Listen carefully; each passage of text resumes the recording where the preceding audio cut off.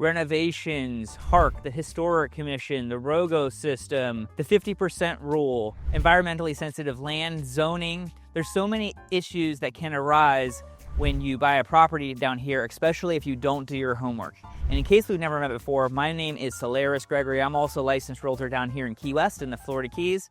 I helped over 100 people just like you buy, sell, invest, and relocate to these wonderful islands. So please like and subscribe, because this is a good way to educate yourself about Key West and the Florida Keys. Now, my wife Marcella, my daughter Venice, and our puppy Honey, we were all born and raised here. We absolutely love this island lifestyle. So construction down here in Key West and the Florida Keys can be challenging, especially if you don't know what you're doing.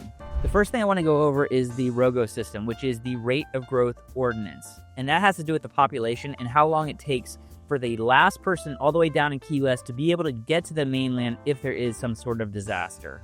Now, the rate of growth ordinance has to do with vacant lots. And so if you want to do a new build, so what happens is at the end of each quarter in each area, whoever has the most amount of points is able to get the building rights and building allocations in order to have a new build on that property. If there was already a structure and the county has it on record, then it is considered ROGO exempt. Personally, if I was going to build a new build in the Florida Keys, I wouldn't buy a property unless it already has the building rights or it was ROGO exempt, because I would not want to have to jump through the hoops, because even if you get it into the ROGO system and you have a blank piece of land, it's not a guarantee that you'll ever be able to build on it. Even if a family owns that property for 30 years and also they want to build on it and it's not in that ROGO system, it's not a guarantee that you'll ever be able to build on it. And they were going to end the ROGO system. So if you had a piece of property and it wasn't in the ROGO system at the end of 2026, you're going to lose all rights to be able to build on that property. But they have extended the deadline. So essentially, the county has the ability to be able to deny you the right to ever build on your land. Also, there's a $10 million piece of property, and most of it is environmentally sensitive land on Stock Island. I have had plenty of clients that were interested in buying it, and I talked to some people that are in building construction, and they said that because most of the land in this parcel is environmentally sensitive land and that you can't remove it no matter how much money you have, they think that the property isn't worth more than $2 million, even though it's listed at $10 million. So these are the kinds of things that you need to be aware of, because I've had people that want to do major developments there, but you just can't do it. They wanted to build a marina there. You can't do it because of where it is and the fact that it's environmentally sensitive land.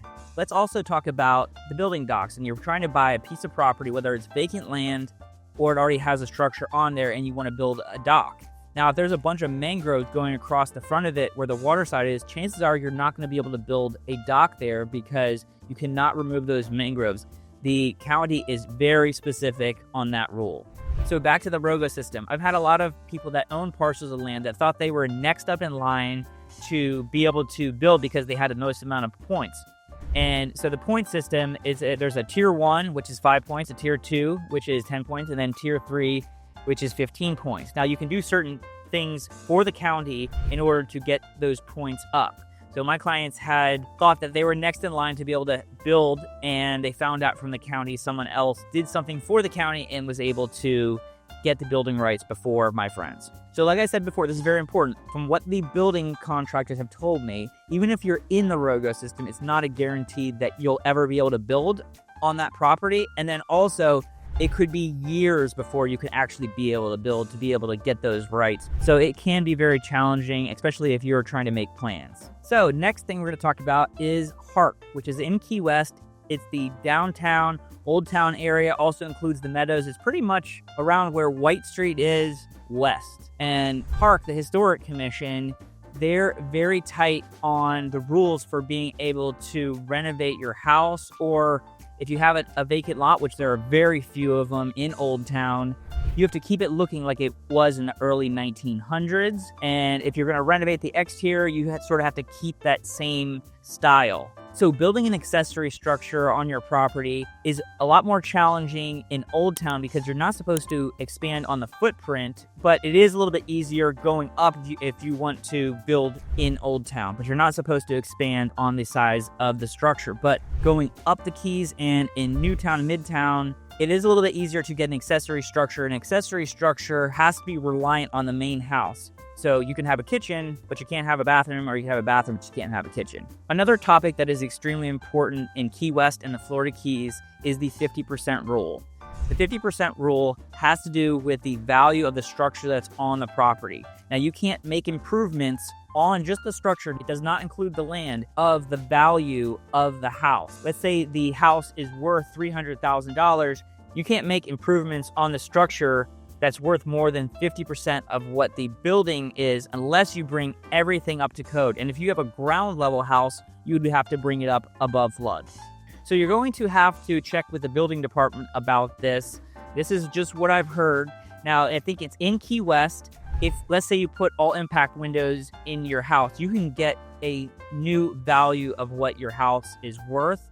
So let's say you put in $50,000 of impact windows, and the structure itself, let's say it was worth $300,000. Now that new value of the house is now $350,000. So the rules in Monroe County are different than in Key West, because I think in Monroe County, from what I've been told, it resets after, I believe it's 5 years. So most of the time in Old Town, usually you're just buying a complete renovation if it is pretty much new construction, because HARC, the Historic Commission, does not let you just bulldoze a house and put a new one there. But what's really good about those rebuilds and renovations is, they'll usually put in impact windows, they'll put straps on the roof, they'll replace the plumbing, and also put in new electrical. So also the cost of construction down here can be extremely expensive because the cost of living here is extremely expensive. Now, if you do know what you're doing, you can get an owner builder permit, and that's stating that you're doing the work yourself. Now, check with the county or city for those rules. Now, if you are doing the work yourself, I definitely recommend getting the permits and closing them out properly, because if you ever do go to sell your house, some issues can arise. So if you are looking at a vacant lot and you want to know whether it's in the ROGO system or it's ROGO exempt, usually it's going to say that in the first line in the description, because that's the first thing that the sellers would want you to know.